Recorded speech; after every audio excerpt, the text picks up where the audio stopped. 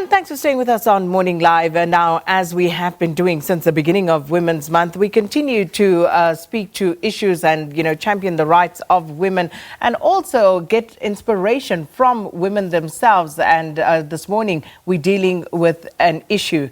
The Southern African Music Rights Organization, or SAMRO, say that under 20% of their members are women, and that women earn less than 5% of the total royalties that are paid out to members. The music organization says that while we all enjoy music sung by female artists, often those songs that are sung by women are said to have been written or composed by men. And SAMRO also says it's highly probable that over the years, men have also registered works that have been created by women as their own. So to discuss this, we are joined by Nicholas Maweni, who is SAMRO's chairperson, and also Thiwe Mbola, who's a singer, songwriter, and composer. Thiwe and Nicholas, thanks to both of you for gracing us with your presence this morning. Welcome to Morning Live. Good morning. Thank you so much, Sakina, and good morning to your viewers. Nicholas, let me start with you, because regarding these allegations, they are quite serious allegations about what women are subjected to in the music industry. And we've heard a lot of this anecdotally over years. But how did SAMRO draw this conclusion on their part? So maybe we need to move away from calling it an allegation, because now it's become a factual information. We have got the data. We've checked on our side first. On SAMRO's side, we did notice that only 20% of our members are women. And then upon further checks, we then wanted to find out how much money do they really earn. And we were quite surprised when we noticed that only less than 5% of the royalties is actually paid out to women. And the reason for that, we then went to go and check further. We discovered that actually there are quite a number of women in this industry, but also somehow we picked up a couple of cases where women as music was actually registered incorrectly in some instances. And so hence it is then for that reason that it's no longer an allegation.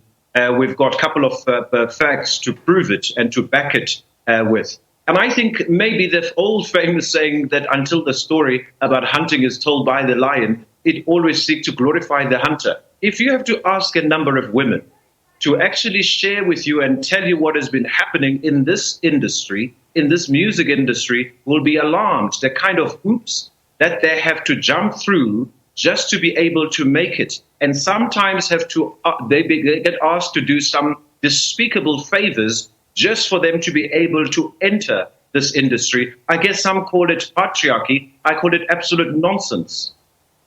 Well, I'm glad you say that we should be speaking to women, because we have Thiwe with us, who is, of course, in a position to tell us about some of these challenges that women face in this industry. It all seems very glamorous when people ultimately make it, Thiwe. But what are some of those challenges that women have to navigate? Where do I even start? Like Nicholas has said, we are... It's not just something that's starting now. It's been happening. We are expected to give or do sexual favors in order to advance our careers, which is absolutely ridiculous.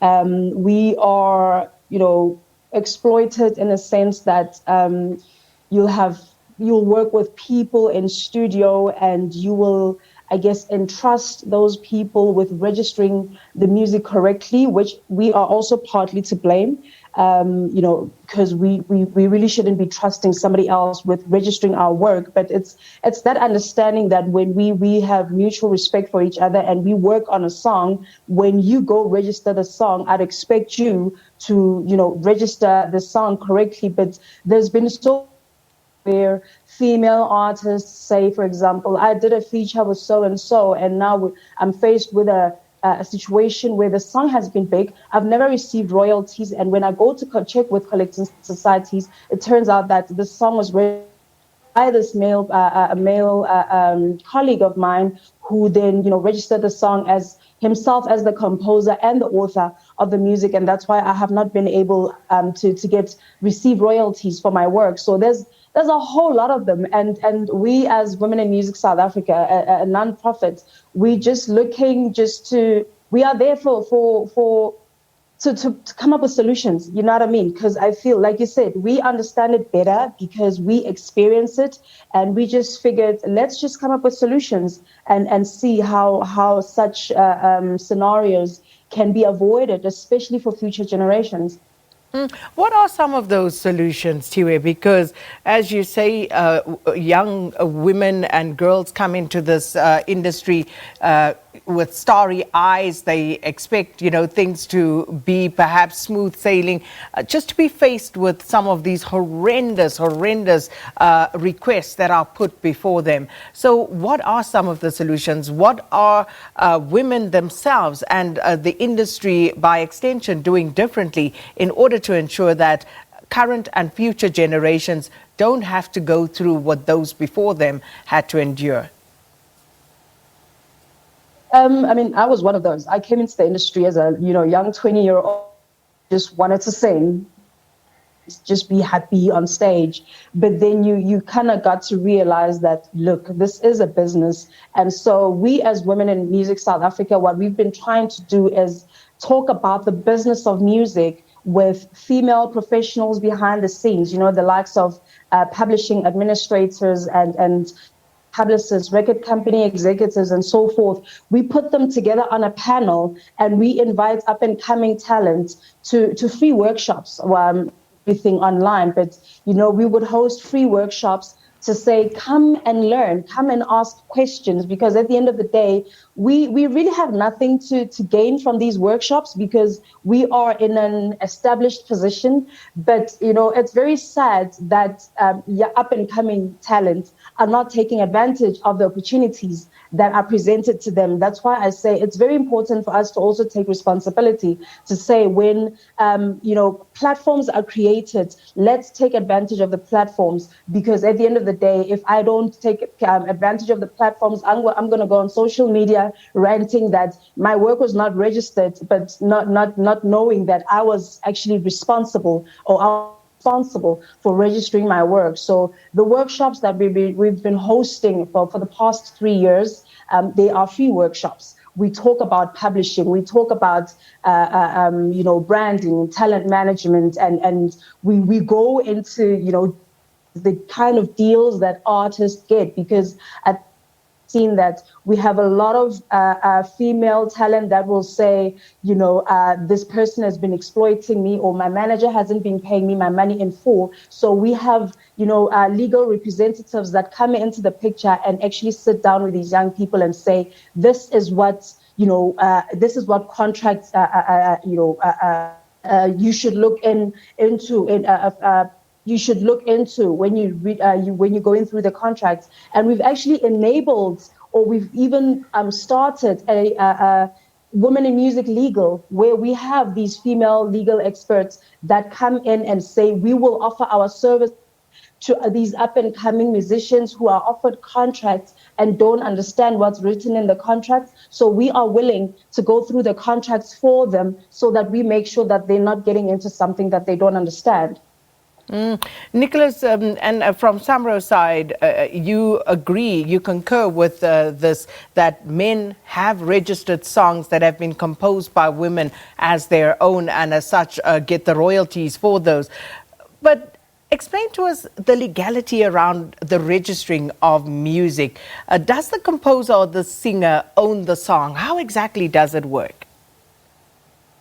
Well, let's first deal with that part in terms of the incorrect registration, and I use that loosely. One, in some cases, it could be done an error, or just a person was not aware. Let's give them the benefit of the doubt that when they did the registration. But in essence, it's important to start with this one, that for women, even if you have a manager who happens to be a male and who goes out and does the registration with SAMRO, that you make sure you check this, that were you correctly registered as the composer or the author of that particular song? Because that's how you're going to earn in terms of your royalties for the next couple of years. And that's why it's so important for us. And if we do find that there has been what I call some fraudulent activities where the male or somebody else has come and registered the music incorrectly, knowingly so. I think the law enforcement office, the authorities will certainly will work with them, and then they'll deal with those kind of matters, because that's almost stealing from somebody else.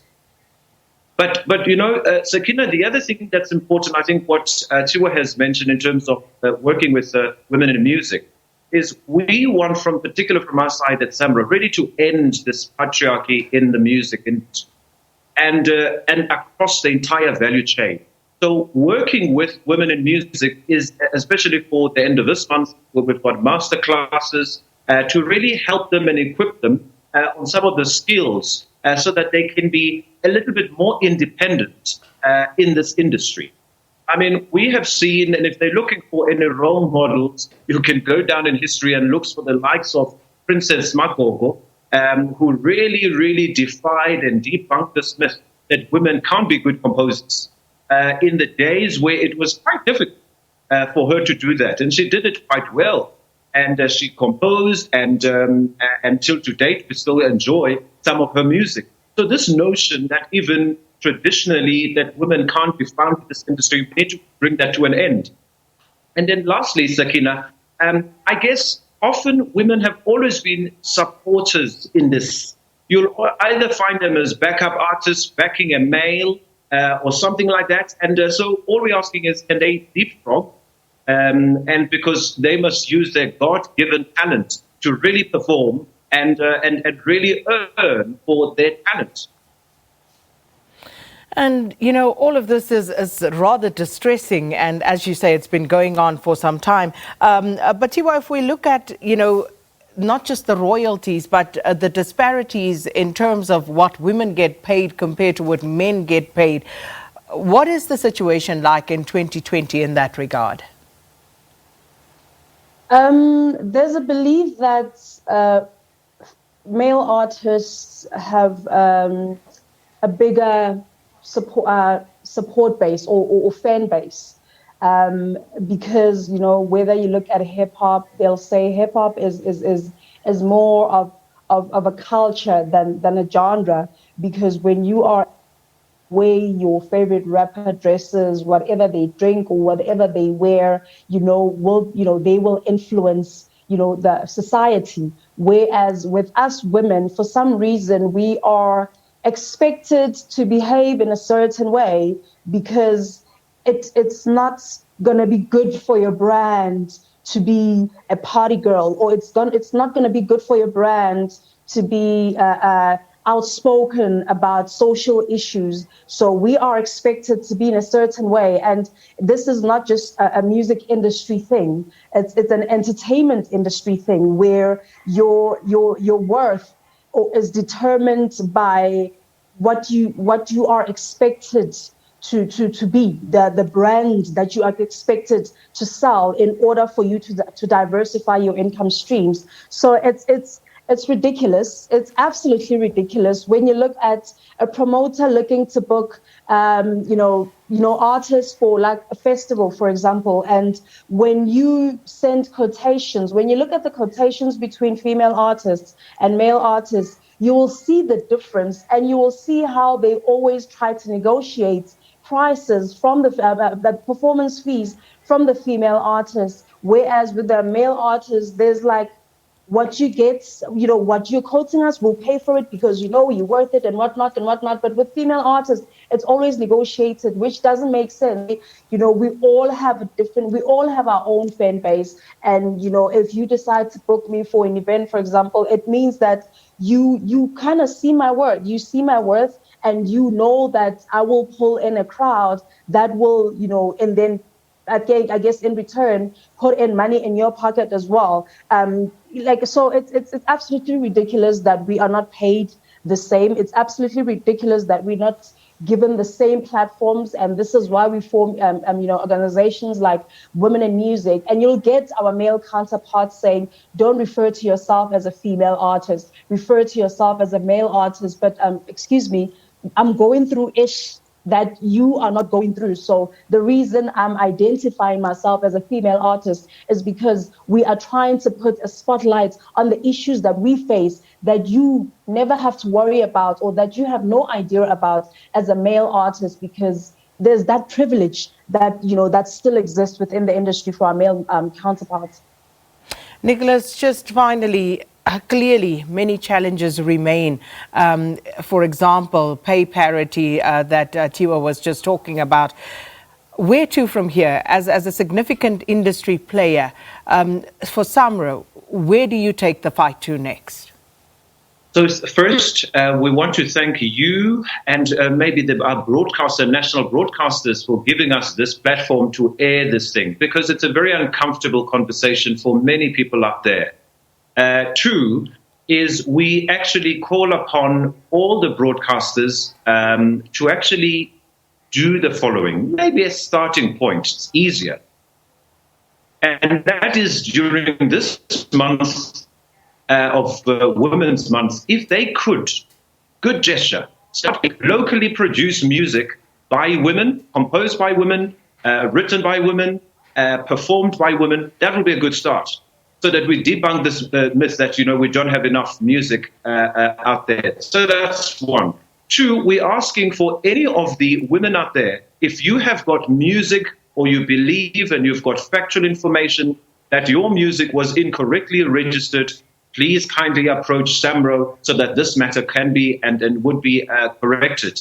And then, of course, we also ask women to please take advantage of, the opportunities that are presented within this industry, particularly in areas such as production and all of that. It's not just about being a performer. There's a whole lot of activities that happen within this industry, especially behind the scene, where we don't often see a number of women. That's what we're calling for. And Thiwe, a final word from you in a few seconds, if you will.